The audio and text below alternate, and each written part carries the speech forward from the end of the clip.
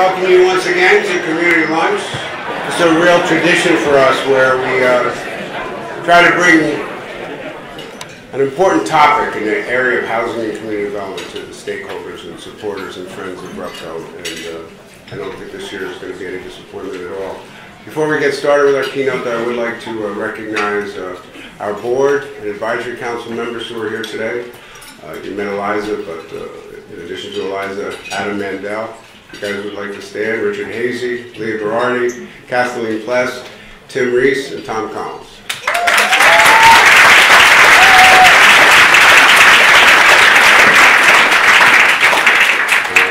You'll note in the program we have a whole host of sponsors. I just want to call out our premier sponsors today that make this kind of event possible. Cannon, Heyman and Weiss, the Carney Development Group, M&T Bank, Rhinebeck Bank, Rondow Savings Bank, TD Bank, and SMPR, Title Agency. So thank you to our premier sponsors.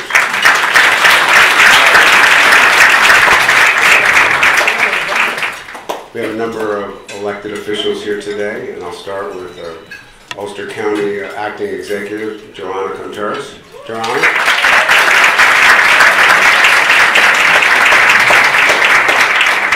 Does today feel like a little bit of a relief, Johanna? Mayor Steve Noble is here from the City of Kingsella. Mayor?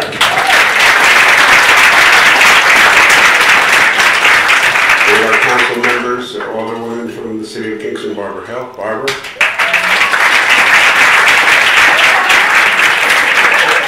Marge Gallagher is here, Ulster County Controller. Marge?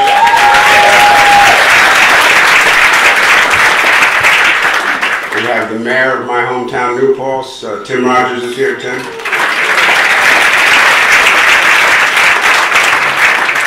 From the town of Marbletown, the town board member, Ken Davenport. So, Ken. Did I miss any elected officials? No? Okay, good. Would like to give a shout out to all the RUPCO staff back in the offices enjoying pizza lunch. Hopefully going to tune in and watch our keynote. But we do have several members of staff here today. But I do want to just introduce the executive council members, starting with my Chief Operating Officer, Sheila Kilpatrick. Sheila?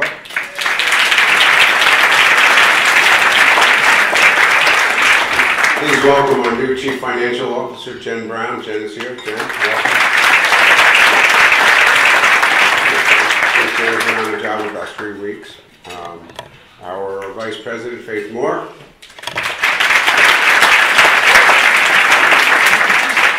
And 3 Assistant Vice Presidents, Emma Hambright, Chuck Snyder, and Kristen Wilson.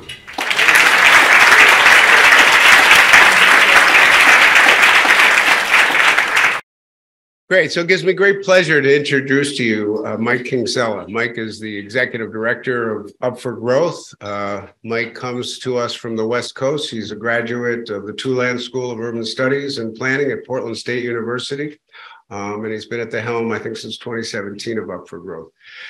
Up for Growth is a national advocacy group. They forge policies and partnerships to achieve housing equity and eliminate systemic barriers to create more homes. Their vision for the future is where housing is always an opportunity and never an obstacle. I love the construct you're going to hear about the underproduction of housing and the way they frame it. And the discussion that we all want to have with Mike and with each other moving forward is about what we build. You know, I think the day of just building single family homes is beyond us, and we have to take a look at the types of things that we're building, where we build it. Resiliency and climate change dictates that we have to be careful. How much to build? We can start with a lot more. And again, in addition to the issue of resiliency, they're talking about racial equity. We know in housing we have had decades of systemic discrimination, and it's time to face up to that in the housing industry. And Up for Growth brings a racial equity lens to this work as well. So without further ado, I introduce to you and give you Michael Kingsella. Mike.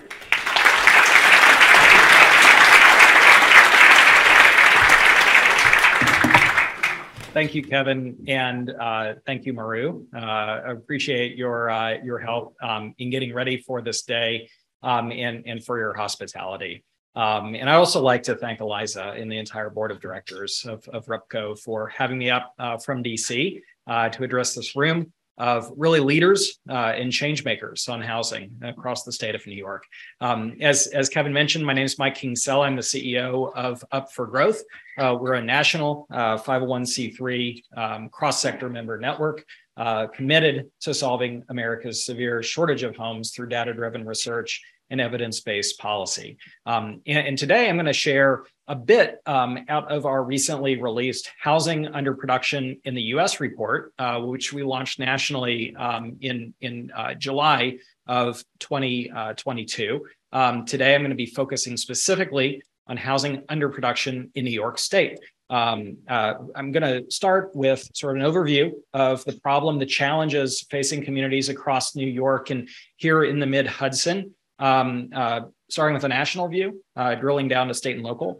Second, I'm going to really talk about the construct that Kevin previewed, which we call a better foundation, which is a policy frame to understand local solutions to the shortage of homes, but also questions pertaining to housing equity, housing stability, and economic vitality and dynamism for communities.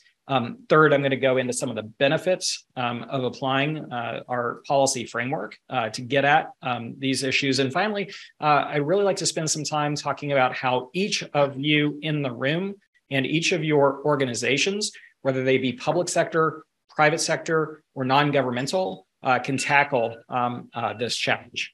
So consider this, right? So some facts on the ground across New York. So as of 2019, from our research, we found that New York State fell 233,000 homes short of meeting housing needs, a deficit of over 230,000 homes. That makes New York State the fourth worst state in the nation when it comes to the severity of its shortage. Number two, over the past decade, New York State on the whole has created more than 4 net new jobs relative to each new housing unit added. So when we talk about the shortage and we see this number of 230,000, that mismatch of job creation and housing demand drivers and actual production, rehabilitation, available units on the ground, this is a leading factor. Number three, only 11% of all new homes built across the state of New York have been built in the top 20% of neighborhoods ranked by opportunity. This means that disproportionately more housing, and particularly affordable housing, unfortunately, is getting built in low opportunity neighborhoods rather than high opportunity neighborhoods, places that don't have the same access to high quality schools, that don't necessarily have grocers and community anchors. We talk about food deserts. This is a big reason why disproportionately low-income households, communities of color don't have the same access to economic mobility, communities' assets and resources as higher income earners across the state do. And so this is really getting at that equity issue that Kevin had mentioned. And then finally, going further into some of these dynamics, the gap between Black and white home ownership in New York reached 35 percentage points, right? That is the gap between the percentage of white people that are able to own a home in New York State versus Black households able to own a home in New York State. And I think, again, nationally, this is not unique. Nationally, the gap between white and Black home ownership has increased to the widest point since 1968. The year that Civil Rights legislation and Fair Housing Act passed Congress under Lyndon B. Johnson. So drilling down into the weeds, nationally, why is there an affordability problem, right? No, I'll just say, clearly there's a demand side challenge. 4 decades of wage stagnation and widening income inequality is a contributor. It's a reason why there's many households, millions of households that aren't able to afford housing, no matter how abundant or cheaply produced or quickly produced it is. But secondly, we are facing a historically challenging housing environment. Millions of American households are facing a crunch. More than 50% of renter households pay more than 30% of their gross paycheck on rent. A quarter of all renter households pay more than 50% of their gross paycheck on rent. And why is that a big driver? Is we simply don't have enough housing to go around. Practically speaking, the reason why folks aren't able to live where they want to work, where they want to play, where they want to gather is because we just have an enormous gap between the housing we need and the housing that we have. And this isn't unique to any particular state.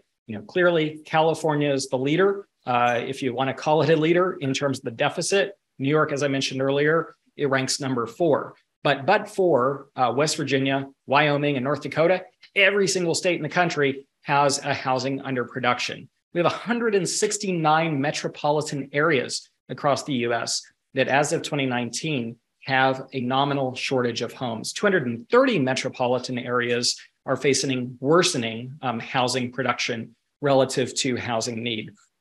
That's 75% of all American metropolitan areas. This isn't a market failure. This is a failure of policy to enable communities to effectively meet housing needs. So this is a widespread challenge. In terms of the rate of change, underproduction has more than doubled over just a 7-year period. These are the numbers from our report. The 2019 figure of 3.8 million missing homes aligns with research independently produced by Freddie Mac. What our research found is that from 2012 to 2019, America's deficit of homes ran from 1.6 million short to 3.8 million short. That's an increase of more than double, more than 2 million homes relative to housing needs across the country.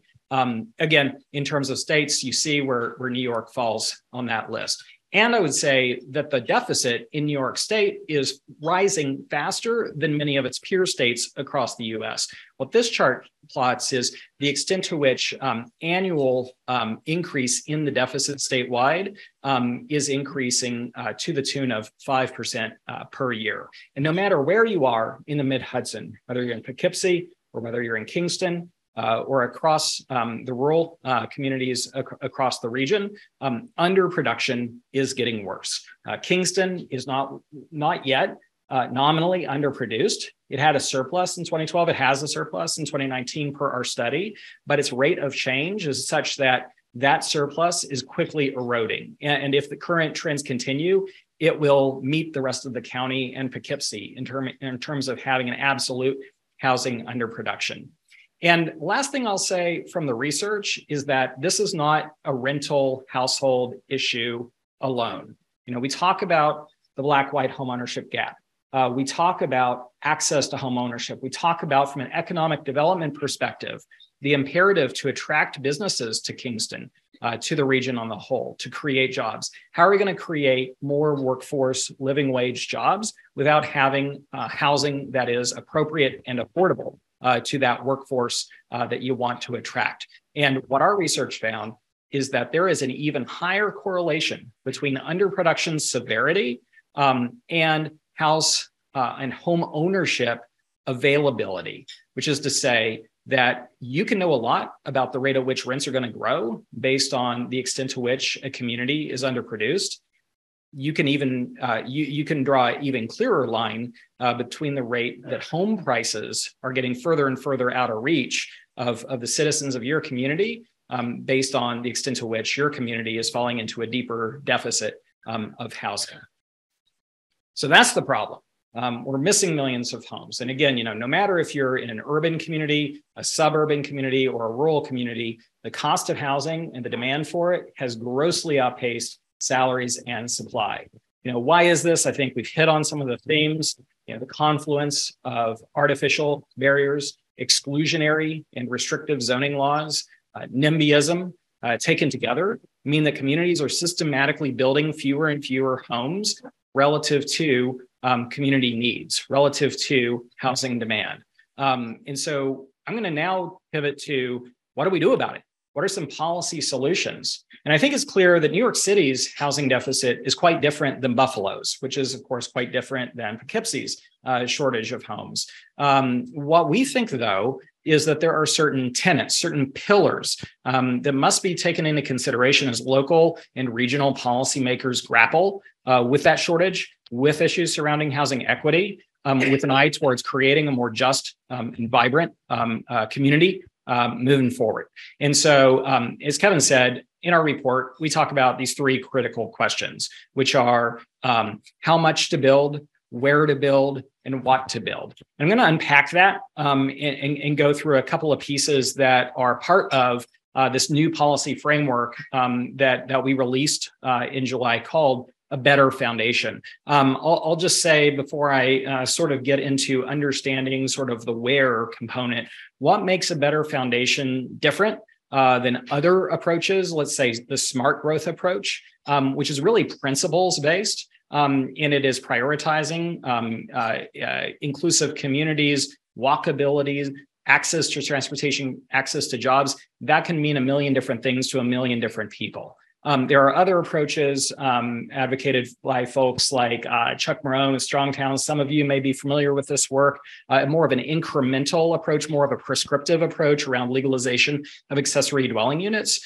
incremental increases in density, adaptive reuse, of course, is a big part of that. We kind of take both of these models and we've synthesized into a holistic framework that any community, large or small, urban or rural, can apply. And it really rests on these three questions. But importantly, it recognizes that every community has different root cause challenges to address, different policies necessary to prioritize. And what we're really trying to get at is how can we gap out an ideal future state relative to the current state? And within that context, how should city council members, how should county leaders, how should even state legislatures engage on the issue?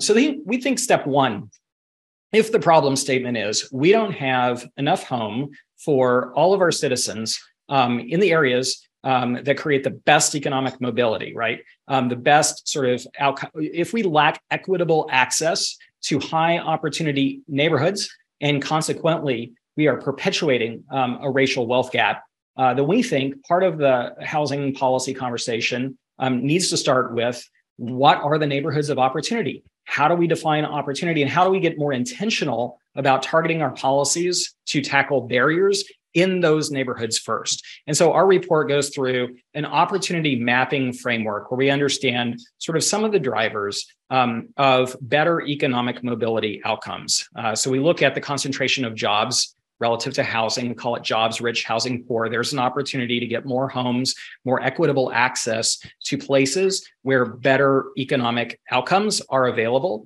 to residents. Number two, we think about infrastructure and walkability, right? Nobody is up here, I think, suggesting that we drop skyscrapers in neighborhoods characterized by, one house per every 1 or 2 acres. But I think what we are suggesting is that there's lots of places where we are not effectively leveraging public investment in infrastructure, whether that be transit, whether that be the town square, whether that be good schools, whether that be walkable neighborhoods. And we think there's an opportunity there. And then finally, really looking at economic mobility. There's a ton of research, a ton of literature out there that suggests that the zip code where one is born is one of the greatest determinants of economic health and life outcomes. And there's a researcher out of Harvard University named Raj Chetty, runs a group called Opportunity Insights, published a data set a few years ago called the Opportunity Atlas. And what it showed is neighborhood by neighborhood, zip code by zip code, block by block, the determinants of the concentration of opportunity driving assets mean that depending on where you live, you're going to have very different outcomes in terms of future income earnings potential, all the way down to applying that equity lens.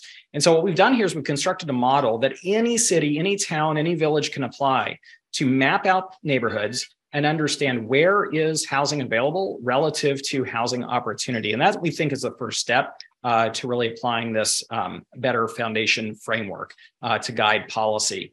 The how much to build question, clearly we have a deficit of 3.8 million homes. We know in New York State, we have a deficit of 230 some odd thousand homes. How do we think about how much to build at that local level? We think that it's not as simple as saying divide 230,000 divided by the number of cities, villages, and towns across the state of New York and apply that. We really want to start with what exists today and reasonably increase housing capacity given considerations like existing urban design and fabric, as well as infrastructure capacity, as well as, frankly, the character of the neighborhood. And so what we've set out is a more incremental approach consistent with the strong towns theory of adding in density relative to a baseline. And then finally, the what to build should be guided by the targeted density, let's call it, right? What are we trying to get to in terms of numbers of units to the acre, block by block, neighborhood by neighborhood, dictating what makes sense to allow as of right. We know, and we'll get into this a bit in the solutions and the application discussion, that it is uncertain, unpredictable approval processes, frankly gamed by folks adverse to affordable homes in their backyard that mean that we're not getting the right product built. And so this really gets at what do we want to create as of right paths to build and really sort of imagining and visualizing that future. I know that there's a number of folks in the room that have dealt firsthand with NIMBYism and neighborhood battles around delivering affordable housing, senior housing, permanently supportive housing. I think oftentimes it is a failure of imagination, that a lot of that opposition that shows up at city council to oppose a new project moving forward, 3 years later, loves the community. They go grab coffee at the coffee shop in the ground floor. And so I think part of the story that we all have to tell is that we're not talking about forcing you to, quote unquote, take density, but we have an opportunity to build a vibrant and dynamic neighborhood.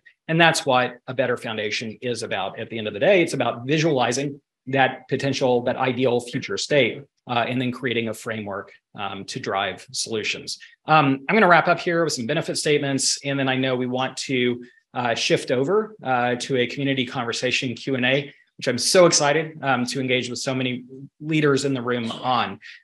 So really quickly going through sort of what are the outcomes we think of application of a better foundation to solve housing underproduction in New York.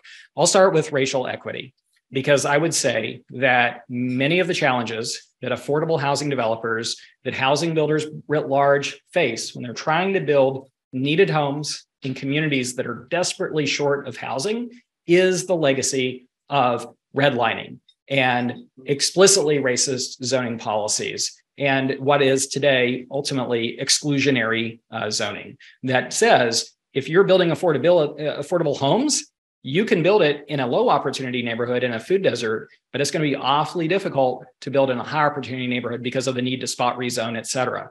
And so as we've developed our model and we've mapped a better foundation, we've evaluated where our zoning codes excluding anything but single detached housing. And not only how do those areas map onto the old redlining maps from the 1930s, but how do those redlining maps correlate with economic mobility coming out of that Raj Chetty data set from Harvard that I referenced earlier? And what this chart clearly shows is that the areas that were redlined, that were exclusively held for white Americans in the 1930s, where Black Americans were steered to the grade D neighborhoods of communities. This is, by the way, St. Louis, Missouri. What we find is that the high opportunity neighborhoods, the red line neighborhoods, have about a 25% better economic mobility outcome for their residents than do the places where, by and large, affordable housing tends to be concentrated. And so this just shows how this sorting and exclusionary zoning perpetuates the ability for white people to create wealth, create home equity at the expense of and at the exclusion of Black and brown people across the US. And so we think that, wow, building more homes in high opportunity neighborhoods is not the complete antidote to a legacy of redlining, to highly inequitable policies. It's an important step forward and is an important reason for policymakers to engage on this issue. Number two, I know a lot of you have interacted and worked with groups like Scenic Hudson. Land conservation, important value. I was just driving around Kingston today and just amazed by the beautiful views of the river and the mountains and the Catskills, and just how fortunate people in this region are to call this place home. I think that's a truth here, and that's a shared value. I think that if we do not intervene in the current housing ecosystem, in the current housing crisis, we're going to see continued pressure on sprawl because it is clearly too difficult to build the sorts of communities that Rupco is a leader in building, right? Adaptive reuse, adding density to communities, integrating a mix of uses like community service centers and affordable housing.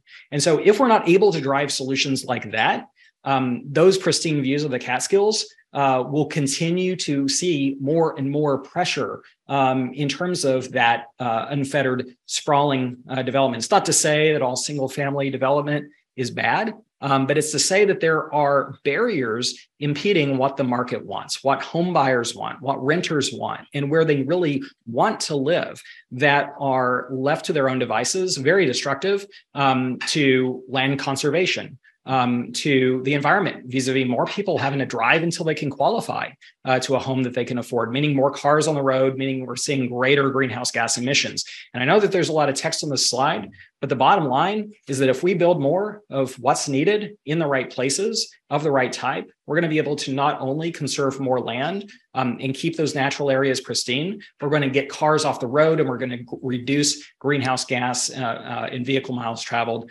in the process. From an economics perspective, I'll just say building more homes in general is good for the economy. We're going to create more jobs. We're going to create more tax revenue. We're going to create more property tax value. But building more homes in the right places and reversing the legacy of exclusionary zoning is even better for the environment, or for the economy, because we're going to use infrastructure more wisely. We're going to have less capital expenditures to sprawl and build out communities horizontally. And we're going to create more value in the process and more contribution to gross domestic and gross state product. And then finally, of course, from an affordability perspective, our modeling suggests that building more homes under a better foundation across the country results in an average annual cost savings of $3,000 per year per American that benefits from these homes, right? So $3,000 a year of pre-tax dollars, that's a life-changing number. That is your utilities, your grocery expense. That really goes a long way to supporting childcare expenses for a household. And so affordability extends beyond simply what is your rent cost burdening, but it is how much discretionary income are you receiving after being able to access a home that you can better afford. So those are, I think, the reasons why policymakers should give strong consideration, why advocates and practitioners should give strong consideration towards applying a better foundation in their communities. So how can you, and really this is the last part, how can you take action? How can your community make a meaningful dent in terms of solving housing underproduction, increasing housing equity, eliminating systemic barriers, and creating more homes in your communities? I think there's three general buckets that I would point out from a practitioner's perspective. One, outdated and outmoded zoning it holds back needed housing production. I had the opportunity to speak with Mayor Noble and understand that the city of Kingston is a leader in this space, really taking a hard look at the laws in the books and how can we create a wider variety of homes to serve housing needs. And I think that's one key opportunity. Number two, excessive permitting process and costs. Delay adds costs to housing production, makes it harder to deliver housing at 60%, 80% of area median income, really the segment of our community that needs housing the most. And so to the extent that communities can lean in, streamline, create clear as of right paths to housing permissions, particularly affordable housing permissions, that can go a long way towards making a dent in that housing underproduction. By the way, I'll give you a little story out of Salisbury, Maryland, a small town on the coast of Maryland on the Atlantic. They have essentially 12,000 homes in their community. They put a moratorium on permit fee issuance. So they made building permit fees free for 90 days. they were able to essentially double their housing stock or double their housing through permit applications during that period. And I'm not suggesting that towns just waive permit fees, right? Permitting, city staff capacity, that all costs money, right? But I'm using it as an example that these barriers, in many cases, are of our own making. The shortage, in many ways, is a result of a certain set of policy decisions and can be addressed by making a different set of policy decisions. And those decisions are going to be made based on should be made based on what's most appropriate and workable from a community perspective. And then finally, incentives work, but we need more. We know that tax tools are helpful in creating more affordable and mixed income housing. We know that pilots are helpful. We know that permit fee or impact fee waivers are helpful. I know impact fees are less of an issue in New York than other states, but the point is, creative incentives, public-private partnerships are a great way to leverage private sector investment, nonprofit sector investment in community development, and we should be doing more of it. So those are just some general thoughts as far as what's helpful in places around the country in terms of making a dent on the shortage. I guess I'll end with this, and this is really a call to action for every single person in this room. Up for Growth as a national organization focuses on this issue through education, through research, through work at the federal level. But ultimately, where the rubber hits the road is in the local community. It's in the city hall. It's in the county government. In many cases, it's at the state legislature level. Up for Growth has selected New York State as its first statewide policy initiative. We've done so for a few reasons. Number one, the extent to which New York State has fallen into a severe shortage of homes. Number two, there are leaders in Albany and represented in this room who are more focused than ever before on tackling this issue. And number three, frankly, Up for Growth already has a pretty good concentration of organizations in New York State working on this issue, from the Albany County Land Bank to RUPCO to the New York Housing Conference. And so in the next several months, we're going to be building our cross-sector network across all 10 regions of New York State to align organizations to push for local, regional, and statewide solutions. And what I would say is that to the extent your organization wants to have a voice in Albany, in the regional policy conversation, please reach out to us. Please engage with Up for Growth, because we are in a position, I think, in the next 2 years to drive more resources, more tools, more incentives to create a world where housing is always an opportunity and never an obstacle. So with that, thank you all. Real pleasure to be part of this conversation, and happy to open up for questions.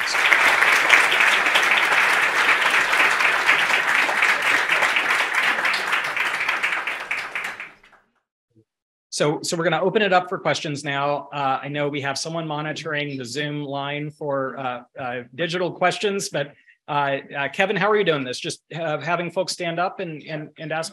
Why don't we go to Tom? If you could repeat the question. Yes. So when I was younger, and up until I'd say 1985, mid 80s, the federal government had 8 cities and 8 communities. It was widely used around the country to develop a lot of infrastructure we have today that's aging. Schools, libraries, and I think more critical question for us today, water and sewer district, water and sewer infrastructure. One of the things we're painfully lacking here in our area, which is in many cases a precondition for density. And what do you see on the federal level? Yeah. Any change in the way the federal government helps communities with these kind of linked-year infrastructure investments that most of these communities can't make? So we can't even keep up our existing. Absolutely. And thank you so much for that question. The question is, federal government historically has invested in community development through infrastructure funding, through things like community development block grants. What is the federal government doing today to support a better foundation, responsible community growth, recognizing that infrastructure is a prerequisite to density and more housing. So, to that question, I'll just share a couple of examples. One, we worked, and this is through Up for Growth Action, our federal advocacy affiliate organization. We worked with Senator Catherine Cortez Masto on a bill that ultimately passed as part of the bipartisan infrastructure bill that passed just in this last Congress. And that bill and that provision effectively appropriated money for housing planning through transportation, through DOT offices, so that communities can better align existing infrastructure with policies and programs to upzone and to increase the capacity for builders to build more where the infrastructure already exists. But number two, I would say that there are a number of proposals currently floated on the Hill, including a proposal suggested by Senator Elizabeth Warren that would create a housing policy innovation program through HUD that would, among other things, provide more money for schools and infrastructure, traffic congestion management, better parking policy, right? To get at those reasons, those challenges that communities face when approving more housing, when zoning for more as of right housing. So those are a couple examples of what we think the federal government has capacity to do, and where the Overton window has moved in terms of what is possible in the next couple of years in Congress. I'll also just say that I learned a lot from spending time with the mayor of the city of New Rochelle around what was possible with area-wide environmental impact. I've heard a lot of talk today about seeker being a barrier. And we believe, to the extent that funds can be advanced, in addition to hard infrastructure, clearing the path for as of right ministerial approvals for housing, that can go a long way to actually getting at that production in the places where policymakers want to see it. In the case of New Rochelle, near a lot of jobs, near transit. And so we think that the federal government has a role to play, but we also think that there's an important role for Albany. And again, one of the reasons we're really focusing on New York in the coming 3 years, why we've selected New York as our first state initiative, is because we see that political leadership growing in Albany, and we think that there's a lot of opportunities there. Next question. I'll go back to the way back of the room. I'm wondering what role the banks could play regarding racial equity, because redlining is not just from the 30s. Local banks have been found guilty of redlining in very recent years. And also discussing this opportunity areas with better economic outcomes. If you have historically lived in an area without better economic income, it makes it harder to get a mortgage. Banks have rules like, for instance, you have to have the same job for the past 2 years or X number of years. People in those communities might be more likely to not have a job for 2 years. They might get offered $1 more somewhere else. They're going to make the jump because they need to. So what role can the banks themselves play in correcting this issue? Yeah, great. So the question is, what role can the banks play in terms of addressing housing equity and investing in housing production, really trying to actively reverse the history of redlining and other exclusionary policies? So I think there's a couple of elements here, right? Number one, we want to create more access to more attainable and affordable homes in higher opportunities that historically have used zoning and other policies to exclude, right? So the idea is to create more equitable access to high opportunity neighborhoods. I believe the banks have a role to play here. There are local governments, I just heard today here in New York, all the way to California, to Minneapolis, Minnesota, to Cambridge, Massachusetts, that have very recently legalized not just accessory dwelling units, but duplexes and triplexes and even quads in single family neighborhoods. The trouble is not a lot of banks are able to lend to existing homeowners for the development of an ADU. It's very challenging to lend for the internal conversion to a duplex, right? You get outside the box of what is typically underwritten under existing sort of mortgage products. And so I think that there is work to do in terms of regulation at FHFA around what the agencies can allow in terms of their loan purchase criteria. But we've also seen community credit unions and local banks innovating, creating new products, partnering even with HFAs. And we think that there's a lot of work to do in terms of financing new housing typologies that are now legal, given regulatory reform and zoning and land use policy. I would say number two, we are not at all suggesting that we ignore the communities left behind. Yes, we are in a world that has been created by 100 years of many different policy choices, right? And so spending time yesterday in Albany, really understood that the land bank's work in acquiring foreclosed properties are in those communities left behind, in those redlined neighborhoods. And I think that there is a role for banks to reinvest in those communities, to not only create access to housing and home ownership in those places, which is an opportunity through the land bank model and through long-term shared equity home ownership models promulgated by community land trusts.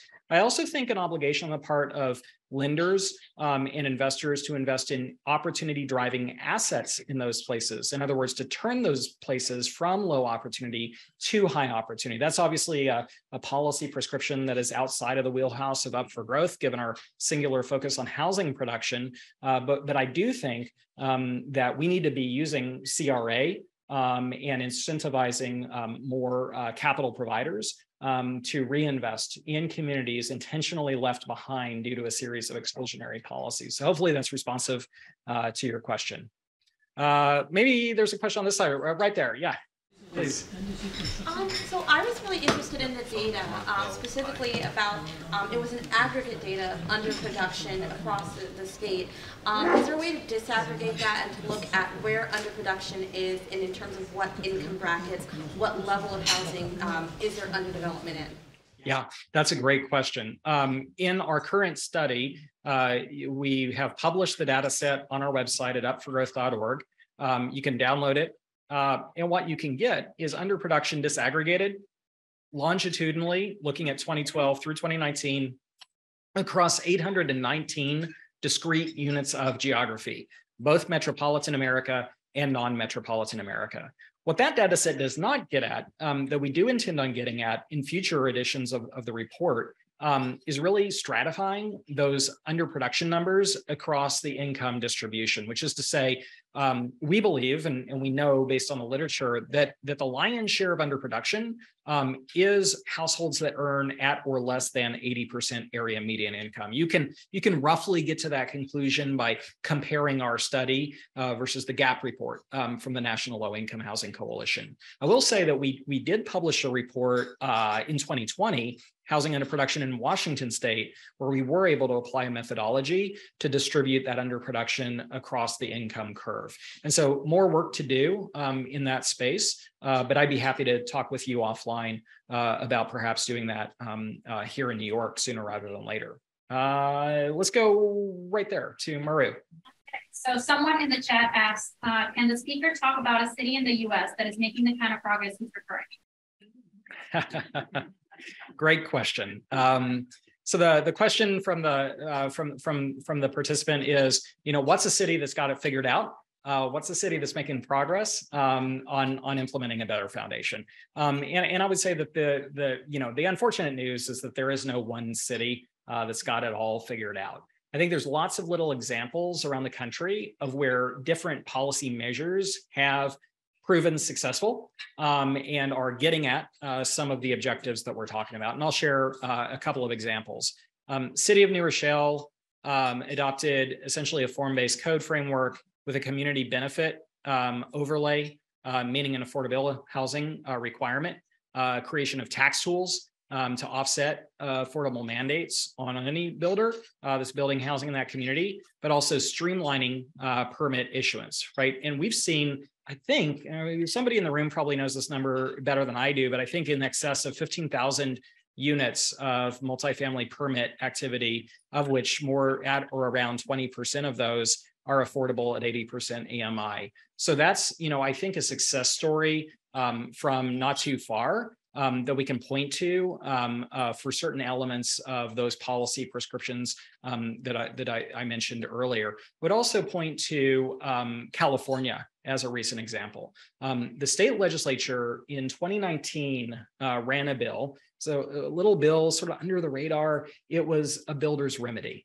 And California has a law, actually a couple laws. They have a regional housing needs allocation framework where the State Department of Housing and Community Development calculates the housing need region by region across the state, and through the state's metropolitan planning organizations, councils of government, allocate housing targets to every single city, town, village in California. So California cities have what are called a housing element, which is to say a target number of housing that they must zone for and ultimately see built over a certain cycle period.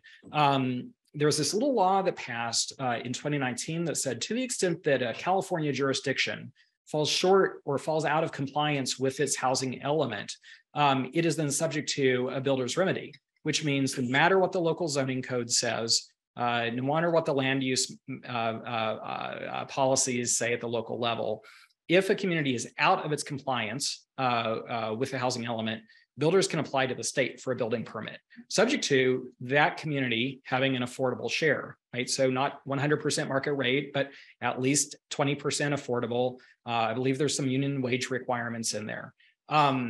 Santa Monica, some of you might know, not a particularly pro-housing city. Coastal California, very exclusive, high affluence. Under this law, just a few weeks ago, forced to allow 4,000 units of affordable housing, about 800, I believe, affordable units. So this is a demonstration of what's possible with builder's remedy. And I'll say that, I think that there's growing momentum across the country for this approach, given the observable impact that this policy has made in California. New York is no exception. So I think this is, again, now more than ever, the time to engage on New York pro-housing policy. We have time for one more question. Let's go to you.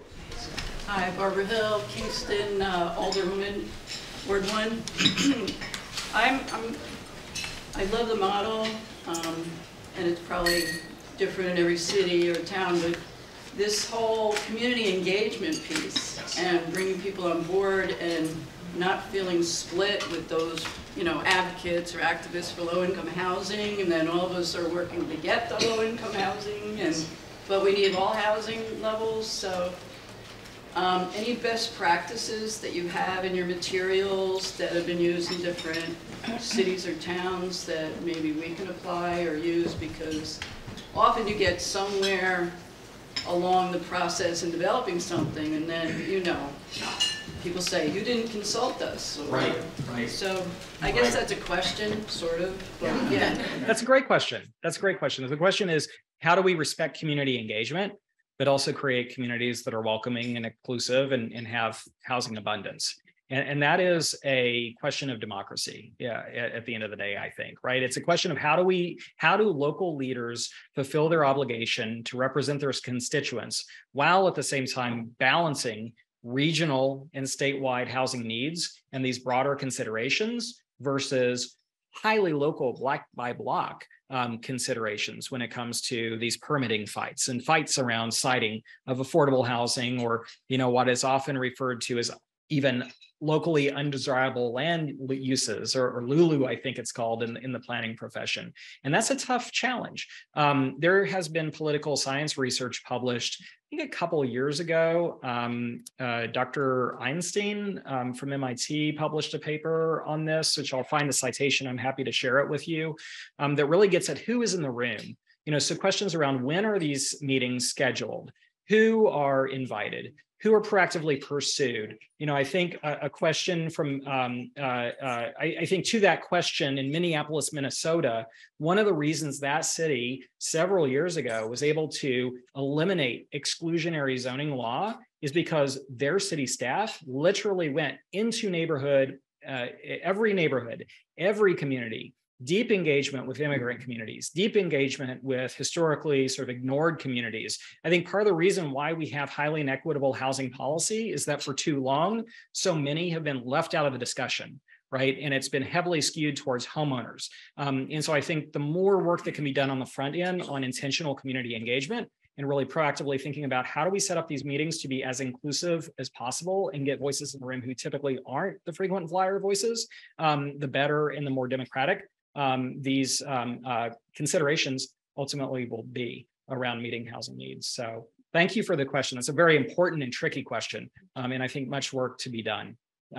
So thank you all.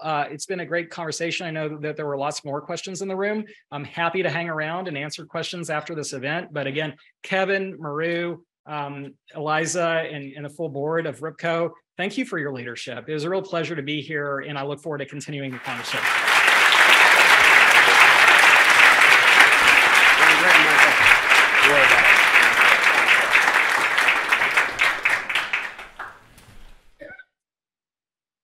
I really enjoyed that conversation. And look, it's not easy. If it was easier to be done, it's not done. But we are the policymakers. All right. It's not a dress rehearsal, folks. This is it. And so we have work to do. I think we'll try to coalesce. If you have additional questions, I think maybe we'll figure out a way how those could be codified, and we'll have get them to Up for Growth, and we'll continue this conversation. I'd like to turn now to one of the long-standing features here, where we give away some community partnership awards. I'm looking at the mayor, and I'm looking at the list of awards. And back in 2006, the city of Kingsella was one of our first award winners as a community partner. Sometimes we do community partners, sometimes we do community leadership. We've done a couple lifetime achievement. We have 2 community leadership awards to give out today, and they are, I think, emblematic of this conversation and about us moving forward. So first, I'd like to recognize the planner here in Ulster County, Dennis Doyle. Dennis.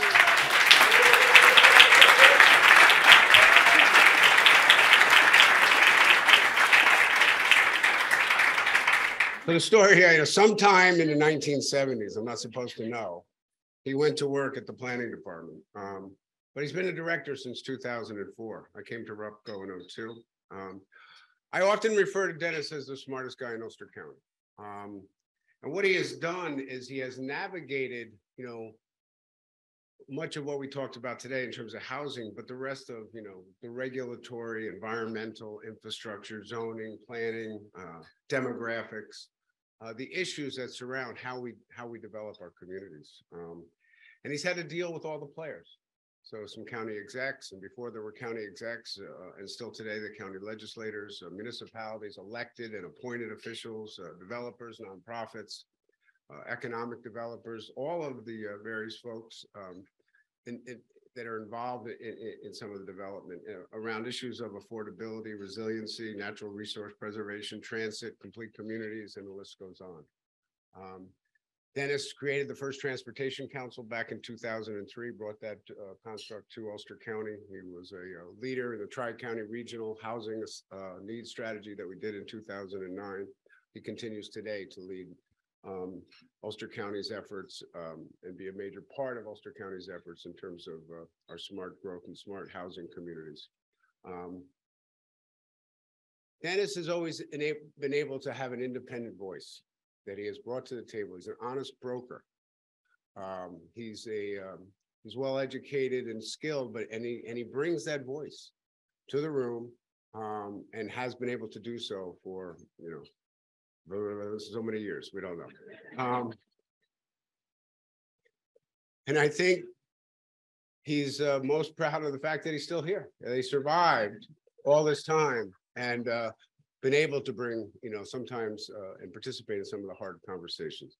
So Dennis, who served for a long time on our board, he's a former board chair at RUPCO.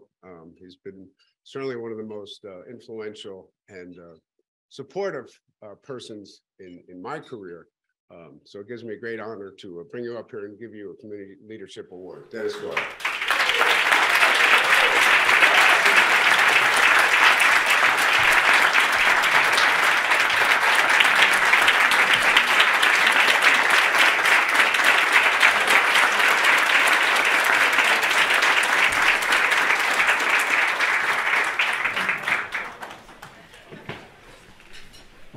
a quick speech, wasn't it? No, wow, thank you. And thank all of you. Kevin called me a couple of weeks ago and spoke to me about the award. And I think my first answer was no. And then I think I said it a couple more times. And then he said, oh, by the way, you get a chance to speak. And I couldn't refuse that. I just want to thank my colleagues at the county and the elected officials and some of the developers that put up with me for a number of who knows how many years. It's been a really, really, really enjoyable and fulfilling experience. And I'm still glad that I'm here and I'm still having meeting the challenges and having fun. But I wanted to talk to you a little bit about why I said no. Planners are those irritating individuals that come into the room and do things like comprehensive plans and goals and strategic objectives. And in many instances, we're the voice in the room that is not with the echo chamber that is normally there. And that gets hard, but it's also, I think, very much needed. And you really begin to appreciate those people that are willing to listen. And that's the key in my mind, is finding people that are willing to listen. But the other reason I said no was planners are not really doers. We rely on other people to do what we basically talk about. And so to all the doers in the room, the engineers like Benair and Larios or Dennis Larios, the architects like Scott Dutton, the team at Rupco, the Kristen Wilsons, the Chuck Snyders, the Faith Moores, and others. And maybe we should throw Kevin into that. Kevin has really taken a very small organization that was based in Ulster County when he first came on board, and moved it into essentially a multi-county powerhouse that essentially is a go-to organization for a number of elected officials for a number of different problems. And so what we don't do at these organizational meetings or at these meetings is essentially give him enough credit. So let's give a round of applause for Kevin.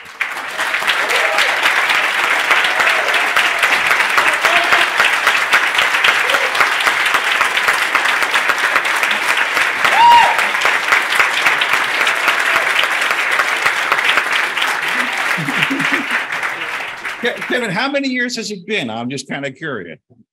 20 years. So anyway, the other thing I was going to talk to you about some of the things that the county is doing, but you can look them up online. Some of the things that Mike talked about, the county has essentially begun that work. Housing Smart Communities Initiative is essentially a way to talk to local governments about their zoning and planning processes. The county's done a housing action plan, which calls for other things for the counties to do. But the thing I really wanted to talk to you about is essentially the people that we do it for. And every time I come to these events, there's generally some individual that gets to speak that Rupco has helped. And they do so with a quiet dignity in terms of what it's meant to them, what it's meant to their families, what it's meant to their future. And at a recent event, there was an individual that spoke that not only talked about what it meant to them, but he also talked with a great understanding of what it was like and of what the opposition to the project was and his respect for that opposition. And what he said to us, and what we always need to remember in terms of some of the conversations that we have, is that those folks that are opposing projects, those folks that have concerns of projects, are doing so because they're worried about their own families. They're worried about their own houses. They're worried about their own futures. And so as we engage, and as we talk about what I would call the kitchen table discussions that we need to have, remembering why those folks are in the room or what you need to talk about those folks, I think is really, really important. We need to convince them that essentially the quality of what we do is not a risk to their community or their neighborhood. And the character of the people that we're doing it for is similarly not a risk. And if we can do that, I think we have a much better chance of essentially convincing the elected officials to do things that need to be done, to make the bold moves that we have to do. We can't play around the edges anymore. What we've done in the past is we've played around the edges. We can't do that anymore. The crisis is too deep. The need is too much. And so the gentleman's name that spoke, I believe, was Mike. And he finished up by saying something that as a secret snacker, I always enjoy and still chuckle about. He said, "It's time to put down the Cheetos and get to work." So thank you.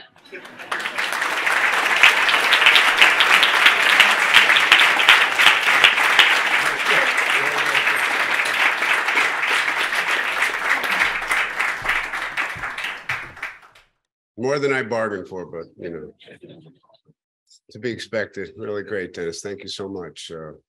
Referring to Mike, he just moved into Landmark Place after being homeless, and he was our opening speaker at our ribbon cutting ceremony. Did a great job. Barbara tells me he's been appointed to one of her community health councils, and so he's going to be involved, and his voice will continue. So our next community award goes to, hold on a second, paperwork here, just so I have a few notes, to Harambee, a local group started, 2017, and I think it's the second part of what we're talking about today, and that is making sure that all voices are being heard, are in the room, and for obviously too long that just didn't occur. But I love Harambee and their tagline, the coming together of people. I talked to a few of the leaders this week, and I said, you know, what are you guys most proud of? You know, what does it mean? This is an organization centrally focused on the education of the next generation and promoting the pride of the African culture. And it's represented with love, compassion, and commitment. It wants to trumpet the contribution of African Americans. So today we honor their leadership and their desire to lead tough conversations within the Black community. We admire how they welcome all cultures, backgrounds, and peoples through their events and their initiatives. They partnered with the Land Trust to uplift and protect the African American burial ground in Midtown Kingston. And they've initiated many cultural and education events, including the African American Festival, our Juneteenth celebration, Black History Month, amongst others. So we honor and recognize their leadership, that in a time of great divide in this country, their mission is to bring people together, and their focus is on our commonality and our desire for peace, not division. It's one of the most rewarding things about this job is the interface that I have with people in the community. And I have truly enjoyed this interface. It's meant a lot to me. And so I'd like to welcome to the stage anyone who would like to come up, but starting with the founder of Harambee, a good friend, Tyrone Wilson.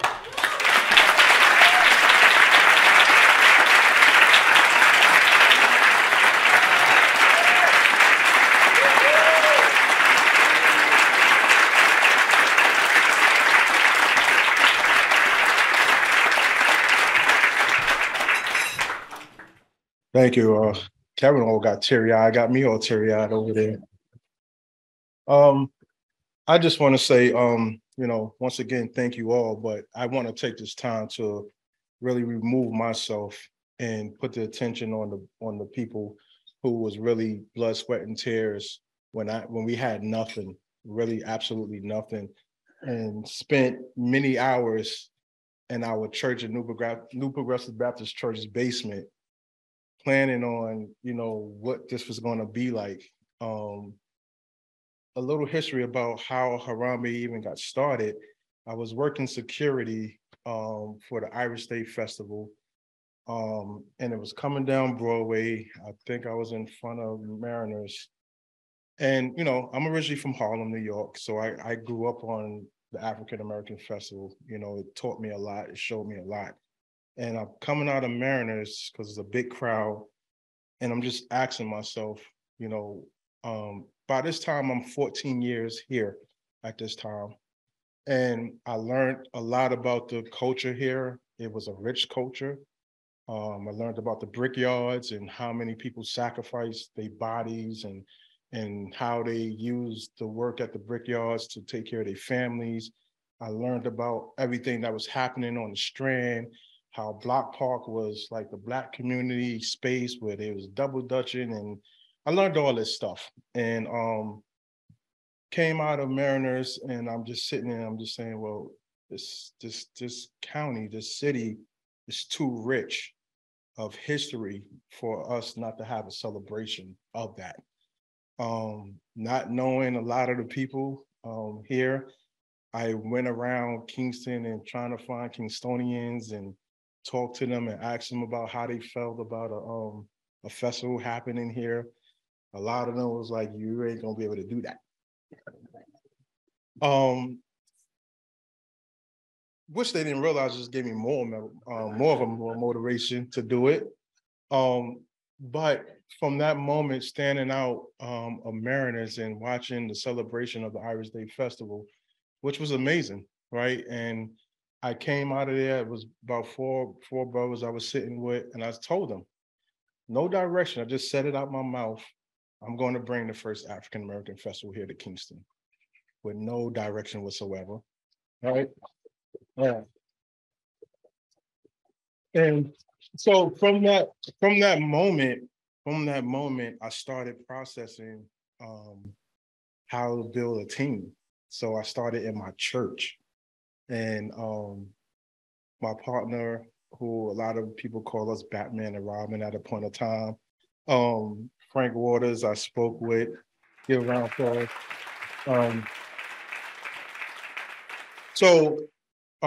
Frank Waters, Charlene Bevier, Chris Warren, who's not here right now, and the late great Esther Teller Evans was the original members who I sat at the table and created this organization with. We debated a couple of names what the organization was going to be called, but I remember when I'm alumni of AmeriCorps. I was part of the first and second iteration of AmeriCorps. And my squad was called Harambee. My team leader made us research what Harambee was and what it meant before we was able to say that we are Team Harambee. So when I dived into researching what Harambee was, the history of Harambee, it was amazing. So in the table, I'm sitting here saying, hey, I got the name, it's Harambee. And they all just looking like, oh yeah, you know, that's good. I mean, the team is very tuned in, which was a great plus. They was very tuned into the coaches. The alignment that we had was just amazing because everything we talked about, we was pretty much in line, right? And we had individuals who been in Kingston. I don't think none of us was ever born in Kingston, but we was tapped in. We was tapped in. And one of the things we wanted to do was, you know, with the organization and celebrating the culture and teaching about the culture, one thing about us, we like to celebrate. So it's always about music, dancing, and having fun, you know. And we had long debated conversations in the basement of that church. But the one thing that we knew and the one thing that we had in common was that we wanted to celebrate our culture, but we wanted to celebrate it by bringing everybody together. We wanted to celebrate it by, you know, having everybody embrace us, right? And embrace the culture, share the culture. So that was easy. That part of it was easy for us. And when we started, you know, moving along, we started this in 2017 in talks. So I remember verbatim in the basement, I told the board, I said, listen, 2 years. And they was like, no, I'm talking about for the festival.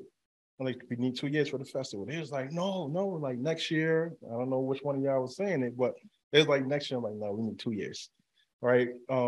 But in the planning of the festival is how we bumped into the Pine Street African Burial Ground. It was not on our radar. We knew nothing about it. The Kingston Land Trust, who approached us about the burial ground, Julia actually spoke to Frank Waters first. Frank Waters came to me and said, hey, we got to get on this. It was on auction, and those who really know me know I could be a beast mode at some points, right? So it was very emotional for me to even have the thought that we had to fight to get this land. It was emotional for me to pretty much almost begging this bank to give us this land. I got to be honest with everybody. When it came to the talks of us and the bank, I had to step away from that part of it because I didn't feel like we should have paid for that. I feel like it should have been given to us because those are our ancestors and we had a responsibility to take care of them.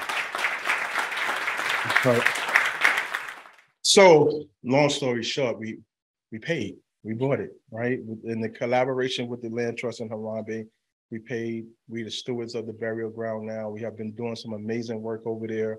The first archaeological dig happened this past summer, which was it was very, very emotional to open up the grounds and, see what we saw. And it was very emotional to talk about. It's still emotional to talk about right now, but we had to do it. And we heard a lot of languages like possible burial ground, former burial ground, so on and so on. So we had to go do it just to stop, those type of talks, and have the real confirmation that yes, this is African burial ground. One of the most amazing things that what was unknown was that we didn't understand or even know that if it was going to be headstones there. It was a key opponent for us to find. And I tell you, our ancestors are so good because the pipes bust at the house. And because those pipes bust, one of the only full intact headstone that we found was right between the two buildings in which we would have never thought about digging in if the pipes didn't happen. So I am very convinced that we was led there. Yes, right. And it was right between the walls, right near the pipes. And if those pipes didn't bust, we would have never, ever even found that. And it was the only full intact headstone that we found. Full names, death dates, biblical wording on it. And we dig 7 plots there. And that headstone wasn't in there was no headstones in the plots. So it was that. So we was led, and I'm grateful for that. But I want to say a little bit more about Kevin.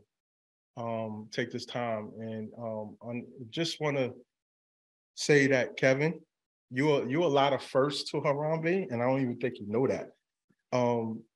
You were our first sponsor for the African American Festival.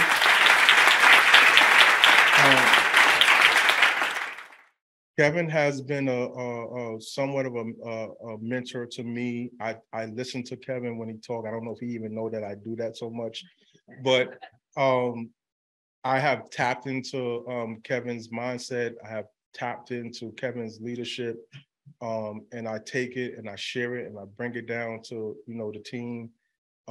He has been such a person of guidance to me and also to Harambee. Kevin, I just want to say, thank you for hearing us. Thank you for not turning your back on us. And thank you for believing in us, because it's amazing. And we deal with a lot of times that, we fight still to this day to say we belong at the table. We belong there. And I am not going to apologize for saying that. And we are still fighting to this day to be at the table. So I want to also just, Mike, who just spoke, thank you for that, because what you talked about up here, the red line and everything that's going on, thank you for saying that, and thank you for being a person not of color standing up and saying that, because it's very important that it does, be said, outside of us too, so that it's real and that everybody understand it's real, because we can walk away today hearing what we heard, but the reality is that we walk away, we heard it, but we still have to live it. So that's the whole process of where we stand and why we're so grateful to RUPCO, the RUPCO family, the RUPCO team. I have met many of the RUPCO team, and you all have just been so wonderful to us and talking with us. If Kevin sent me to somebody, I gotta say, Kevin, they've been awesome. They just been very awesome. So I am on behalf of Harambee, and before I get up and leave, I just want to ask the team to stand up and let's just give them a round of applause for their hard work and stuff.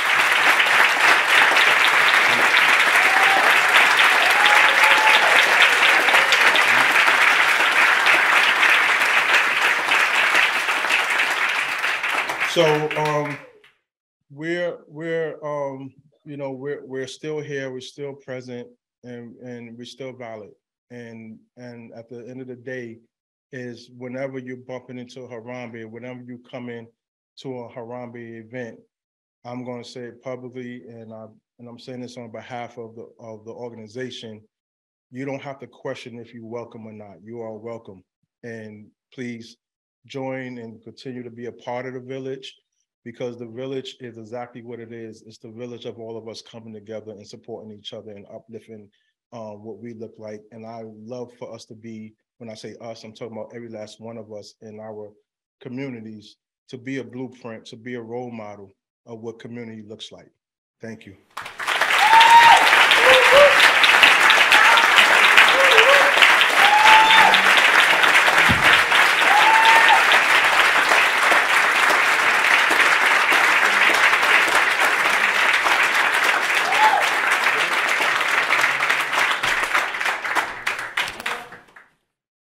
So that was sort of sweet, right? We heard from Michael. We got some challenges. We recognize a few people that are key players. I want to thank all of you for coming. RUPCO is the first sponsor of Harambee RUPCO. I want to thank my staff and the courageous board of directors who leads this fine agency. I just have the good fortune. I'll leave you with this. Our vision is for strong, vibrant, and inclusive communities with a home, an opportunity for everyone. Let's get it done.